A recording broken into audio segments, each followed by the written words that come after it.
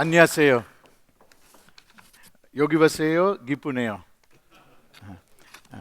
Delighted to be here, and thank you very much for this opportunity. Today is the slowest pace of change that we will witness for the rest of our lives. And it is because of convergence. We are seeing the convergence of industries, we are seeing the convergence of technologies, we are seeing the convergence of different ideas, of careers, and this is accelerating the pace of innovation across the world. The vortex that you see on this slide really represents the business universe around us. What is happening is because of these trends, of mega trends, of new business models, of disruption, we are seeing that the companies are being sucked into the center of this vortex, right? Getting challenged by the frightening pace at which innovation is happening around us.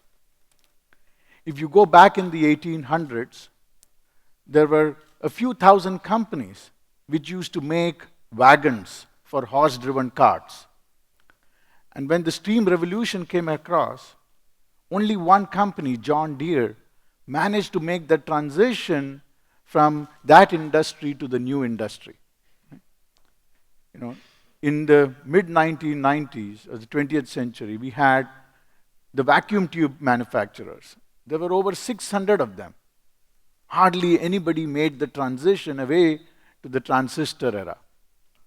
And what we are seeing, you can see, is this convergence is now changing the landscape of businesses at a frightening pace, and companies are getting demolished. So how do you make sense of this convergence? In my personal opinion, the key acceleration of the pace of convergence happened in 2007, when Steve Jobs made a very fascinating speech. I don't know if many of you have seen it. If you have not seen it, I encourage you to go on YouTube and check it out. He said, "Today, I'm going to launch 3 products." He said, "I'm going to launch a widescreen iPod. I'm going to launch a revolutionary new phone. And I'm going to launch an internet communicator device."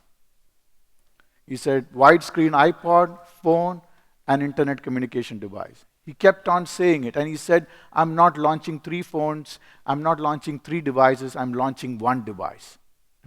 And we have seen since then, the world of mobility has changed. And the iPhone not only represented a convergence of IT and telecoms and music and entertainment, it really also represented a convergence of so many different technologies, right from the glass that was used to the use of touch for the very first time as an input mechanism. There was an integration of so many different technologies going into it that changed the experience. Right? And the iPhone and Steve Jobs of Apple was not just about the phone itself. It was about leveraging the power of convergence to create a complete new value proposition for customers. If you really look at everything that Apple had, was the same things that Sony had. Sony had Sony Music, they had the Walkman, they had all the assets required to be that ideal competitor. But yet, they did not leverage the power of convergence. What Steve Jobs did was, he transformed, not just by having one team working on the product across different divisions, he really also changed the user experience. You had Apple Retail is like a fashion store now. They compete with fashion labels. So he really viewed this entire perspective of convergence and changed the world forever, made an impact on the world. Now, all of us is not Steve Jobs, right? So how do we look at convergence, and how can we think about driving convergence in our business area? Is there a secret sauce? Right? So we came up with this idea, which we think we can help our clients understand the power of convergence and think about their business differently. And we call that innovate to zero. how can we look at Innovate to Zero as a framework to think about innovation driving through convergence? So I will talk about three things. Number one, what is this Innovate to Zero? Number two, what is driving this Innovate to Zero or the trends in convergence?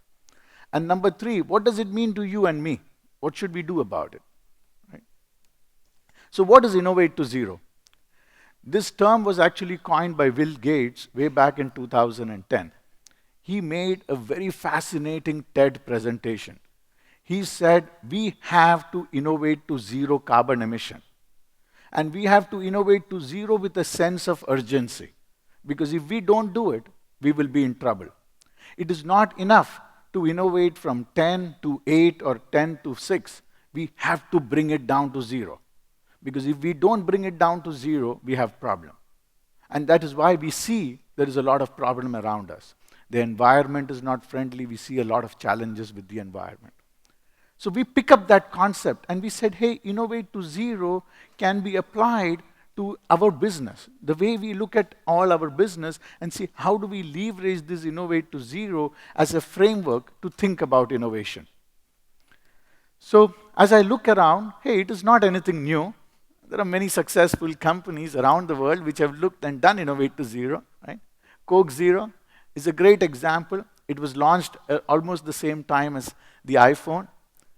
One of the most successful product categories or new launches by Coke, where you get the taste of Coke and yet zero sugar and zero fat, zero calories, and the men can also drink it. That is why they launched Coke Zero. Right? Now, there are many other examples of Innovate to Zero. Japanese companies have done Innovate to Zero for a very long period of time in their supply chain. Zero wastage or wait time in their supply chain or just in time. Recently, there are many companies who say, hey, we should innovate to zero waste because waste needs to reduce. We need to innovate to zero emissions. There are companies which have said, hey, we need to innovate to zero defects in manufacturing. Right? There are companies now which are saying we got to innovate to zero email because so many of us spend our entire day sending and receiving emails. It is not a productive use of time. In our personal lives, we use other applications. We use social media applications because that is easy to collaborate. It is easy to like. It is easy to share. It is easy to do different things. So now companies like Atos, Origin, and many companies in India have a policy. Hey, Innovate to Zero email for office communication. We use other collaboration tools to improve the productivity. So we can pretty much innovate to zero anything. You can apply Innovate to Zero as a framework for anything, and you can discuss that within the company. Now, let me take this a step further and explain the further challenge of Innovate to Zero. I don't know if many of you know this. In the year 2000, there was this song, Who Let the Dogs Out? How many of you know the song? Wow, nobody knows the song. It is a very famous song, Who Let the Dogs Out? You can go and check it.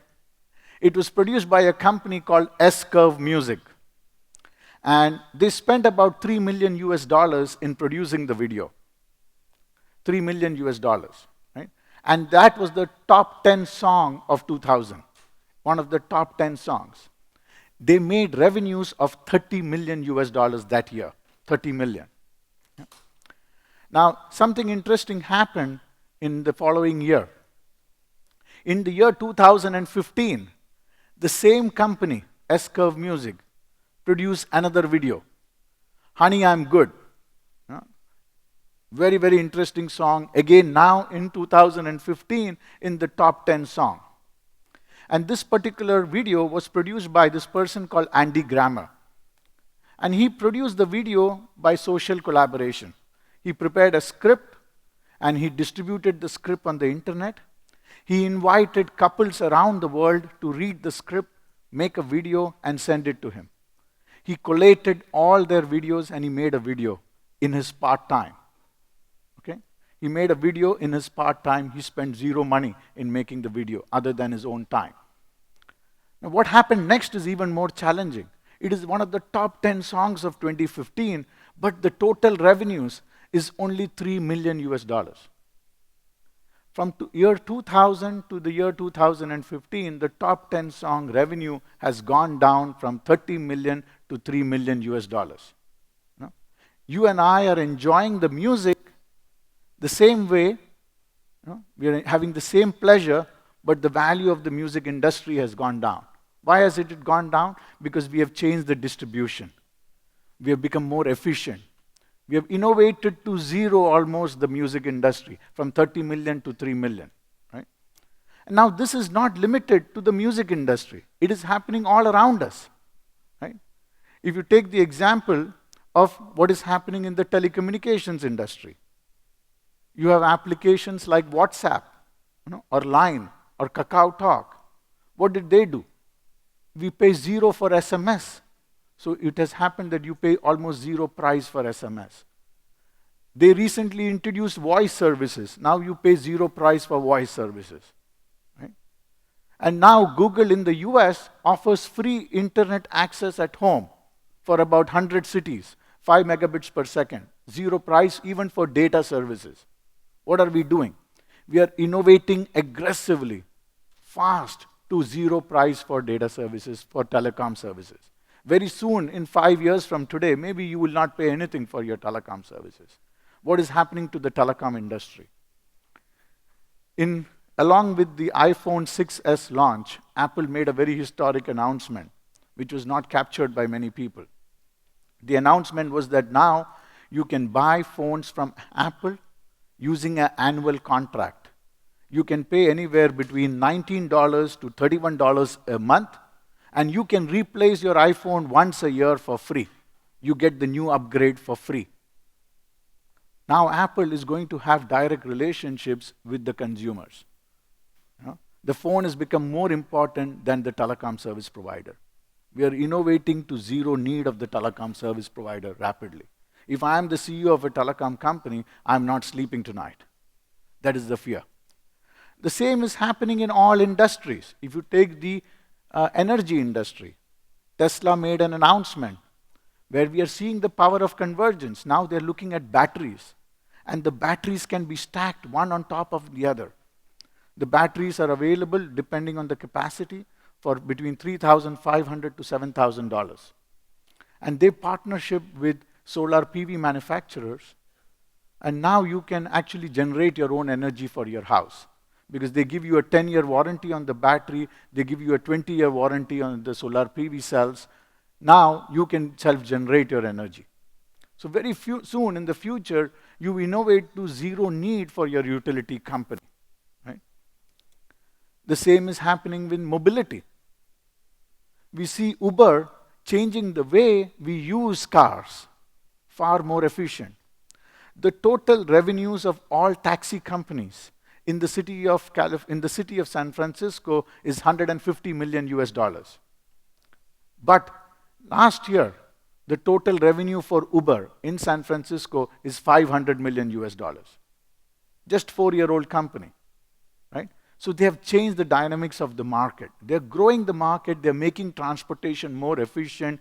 People are not renting cars anymore, right? And what is Uber's future? Future is they want people to share their car. They want to reduce the traffic. They want to make the transportation far more efficient. They will reduce the need for private cars. We will move to car sharing far more efficiently. So we are beginning to see now, we are innovating to zero many aspects of the mobility space. So I think, this is a very frightening prospect for companies and industries. Almost every single industry is being attacked by the power of convergence. We see a new set of companies coming and challenging and saying, hey, let's innovate this existing business to zero. And by doing that, we create more value. And the existing companies are becoming very defensive in their approach. So let's look at what are the drivers of this innovate to zero and how do we maximize and make some sense out of it. I've identified about 6 key drivers, and I'll walk you through them very quickly. The number one key driver of this convergence and the impact of convergence is business model innovation. On this slide, you see on the upper part, the volume of efforts that companies have put into business model innovation. Most companies put all their effort in product innovation. But you can see that if you put, where is the return? The maximum return is when people have put effort in strategy or business model innovation. Almost many companies, every company in Korea have a new product manager, product development manager. How many of you have a business model analyst in your company? How many of you have invested in a business model analyst? So I think the big challenge is, number one, we got to focus on business model innovation because that is the key driver and enabler of new value creation for customers. Number two is this trend of Internet of Things. In the first wave of IT revolution, it was about automation, ERP, supply chain, etc. In the second wave, we saw the internet, and we saw many companies, like the music industry, like the publishing industry, all impacted when it got onto the internet. But what we are going to see now is the physical world around us is getting connected to the internet. So what happened in the past, like the newspapers, etc., became free, now the physical world around us is becoming free. The physical goods and services like the energy, the telecom, the hotels are all being innovated aggressively to zero. So the Internet of Things is having that profound impact. The fourth one is what I call is the mobile first strategy, the mobile as a strategy. Facebook went IPO in the year 2012. The launch price of Facebook was $35. Immediately after the IPO, the price of Facebook stock actually decreased dramatically. It went down to almost a bottom of $18. And what is the thing that everybody told Facebook? Facebook, you don't have a mobile strategy because people are using mobile. What are you doing about it? Facebook immediately addressed it, and guess what? The price of Facebook today, stock is $100. Why? Because they have migrated to mobile first as a platform. They've made mobile a central part of their strategy. Today, 30% of users use Facebook only on mobile. That is the transformation that they've achieved. So much of their search is now on mobile. The next one is about big data and predictive analytics. You have companies like Amazon that are continuously innovating aggressively into the power of big data. In January of 2014, Amazon filed a patent, and they called this patent anticipatory shipping. Anticipatory shipping. What they are saying is they've written a small algorithm that they can pretty much now predict what you are going to buy. So they're going to actually ship the goods to you even before you buy it. Anticipatory shipping. So imagine the power of this technology. Can we start predicting when you are going to fall ill and therefore treat you differently? Can we start predicting when you're going to need your transport and therefore treat you differently and provide you a different kind of a service? The power of big data. The fifth one, we call it as product as a service. The big opportunity enabled by this predictive data, the Internet of Things, the business model innovation, is the ability to take a product and offer it as a service to a customer. Increasingly, customers around the world are saying, hey, I don't need to own the asset anymore. I'm willing to take it as a service because you can serve me better if I have an annuity relationship with you. So we are all familiar with Adobe. Adobe makes software for creative industries. And what Adobe did is they took their software licensing business and they made a decision in 2012 that we will stop selling licensing. We will offer now an annuity subscription to our customers. They charge between $30 to $70 per month from the users. And they made that transition, and you can see that the Adobe stock price is also responding very well because now they're not concerned about the ups and downs in the economy. They have a much more stable business.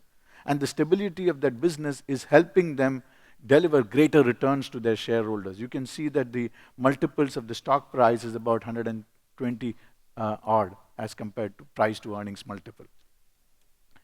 And more than 70% of Fortune 500 companies are looking at taking their product and launching it as a service in the next 3 years. So automotive companies, insurance companies, consumer durable electronic manufacturers are all working hard now to say, hey, I got to stop selling the product, I got to offer it as a service. Because if I know my customer really well, I can enhance the overall quality of the experience and deliver greater value for the customer. And the final trend, which is driving this innovate to zero or the convergence, is the platform strategy. Historically, we have built products and shipped them to customers.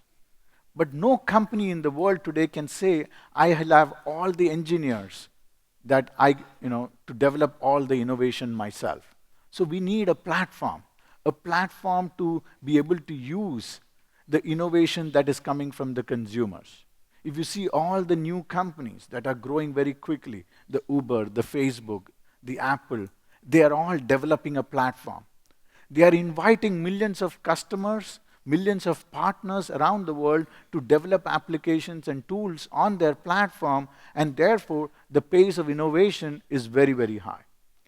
The platform allows you to personalize the solution, and it is extracting more value from the existing capacity out there. In the case of the automotive industry, there are 80 million cars that are sold every year, 80.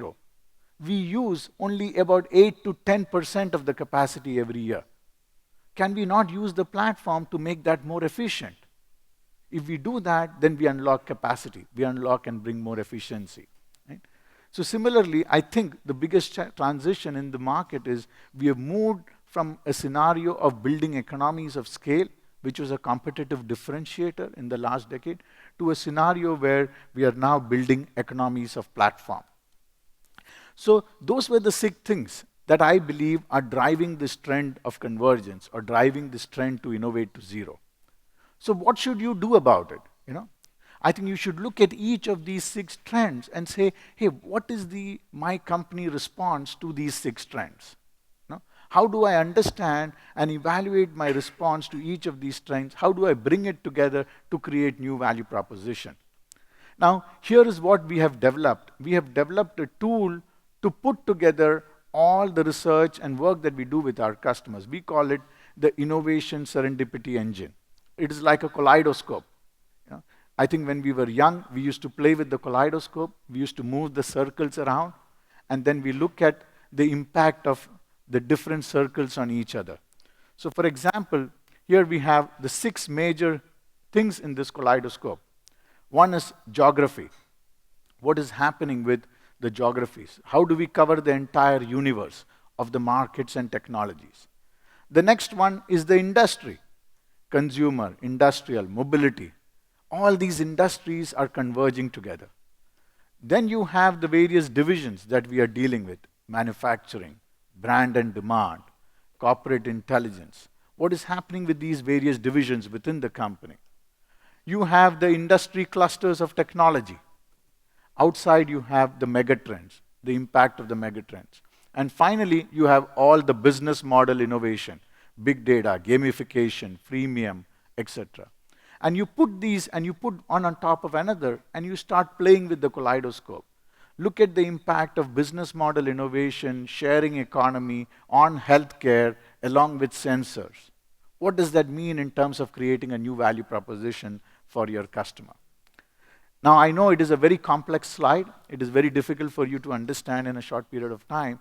But then, you cannot create innovation and you cannot create new value proposition instantly. You have to work at it. You have to work at it to work with your teams to develop and integrate this into your daily discussion to say, how do I develop and integrate new value propositions? So some provocatively challenging thoughts.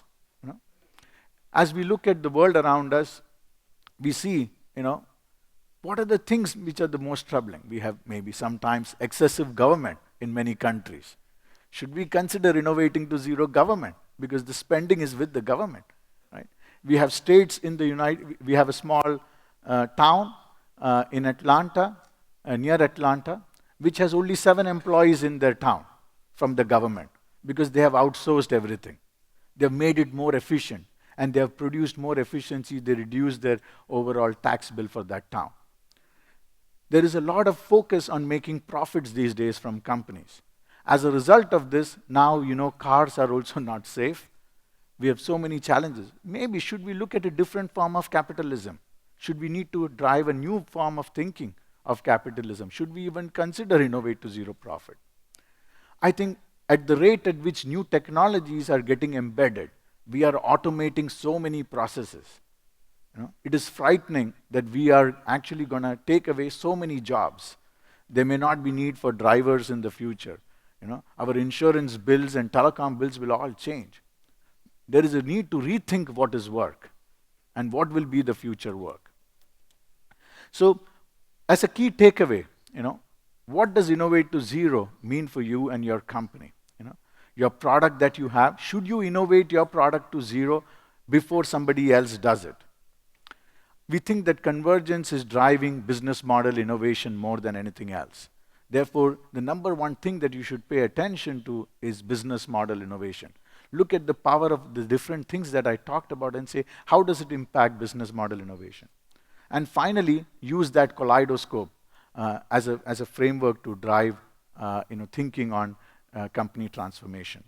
So as you look at that vortex, if we do those things right, then you can potentially maybe get the necessary thrust from the vortex so that we can achieve, let's say, visionary innovation, transformational growth, and drive the next biggest idea for the growth of our business. With that, thank you very much for your time, and I wish you a great conference. Thank you.